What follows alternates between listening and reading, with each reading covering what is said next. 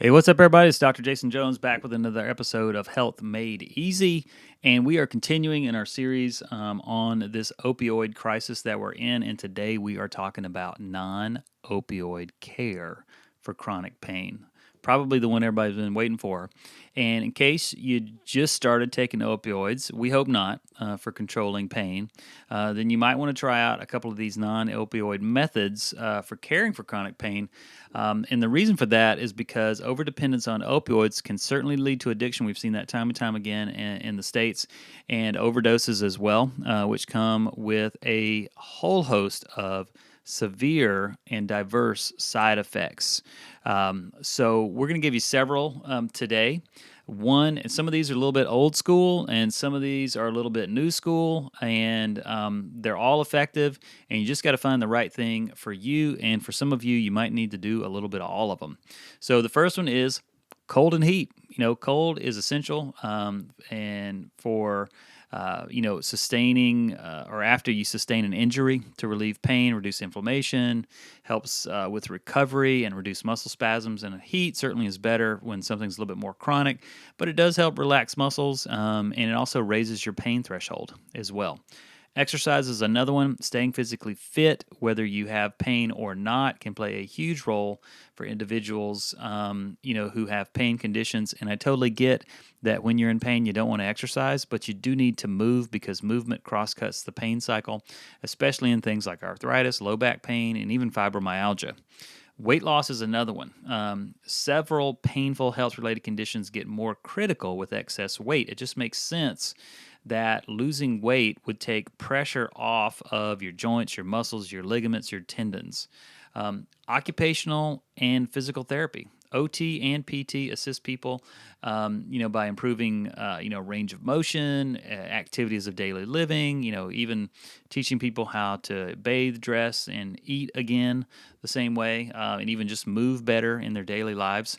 Transcutaneous electrical nerve stimulation, and some of you might know this better as a TENS unit, which is like an electrical muscle stimulation. It isn't a form of electrical muscle stimulation, but probably like the baby form of it. And it's very inexpensive, easy to get. You can probably get one of these things on Amazon for less than $30. And it uses a very mild electrical current to basically block pain signals that are going from your brain to that particular part of your body. Very easy to use. Can be very helpful. Again, it's great for symptomatic relief. Doesn't really do much to fix problems.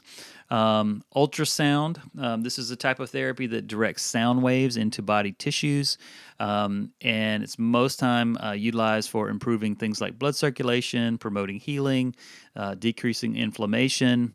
And it's been used for years and years and years. We used to use one until we upgraded to some things that I think work a whole lot better, but still can be very, very effective. The next one is cold laser therapy, or also known as low-level laser therapy. This is an FDA-approved therapy for treating pain conditions. We've owned one since 2006.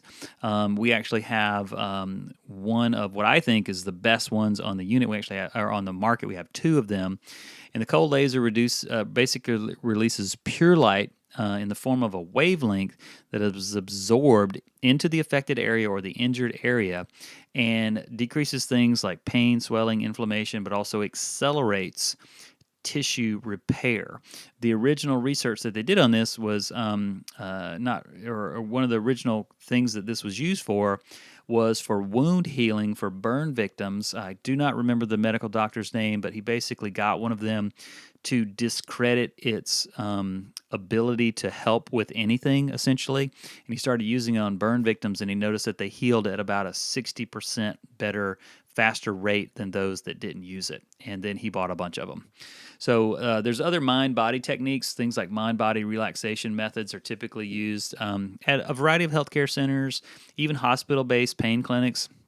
Things like meditation, mindfulness, progressive muscle relaxation, or what's also known as Jacobson's technique, other breathing exercises.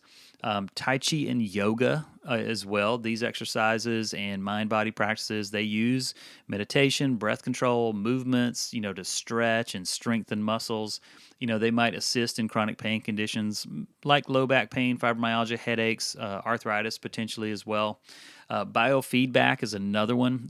This is a machine assisted method for caring for people with chronic pain and helps them take charge of their body reactions and responses in acute and chronic pain.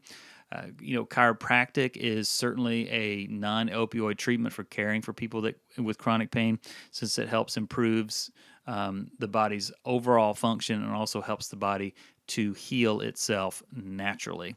Acupuncture as well. They've been doing it for thousands of years. It has to do with putting like really, really fine needles, into the skin at particular and very precise points on the body. And it's widely taught now in a lot of ways, but to find a really, really good practitioner is difficult to do. But this method, it might relieve pain by discharging endorphins, which are like your natural painkillers in the body. It might also help by influencing things like serotonin levels, which is a brain neurotransmitter in charge of mood. That's one of the things that it does. So we use a variety of these things in our office. If you're a local person, you're hurting, you're suffering, you're in pain, and you would like to try out some of these things, we'd be more than happy to help you. Not sure if we can help you or not. Really, the only way to do that is to be examined thoroughly, so that the right care and the right care plan can be put together to help you with what you are experiencing. So, hope this was helpful. We'll sign out today on this podcast, but we'll see you guys on the next one. Go out there, stay well, be well, and move well. See you later. Bye-bye.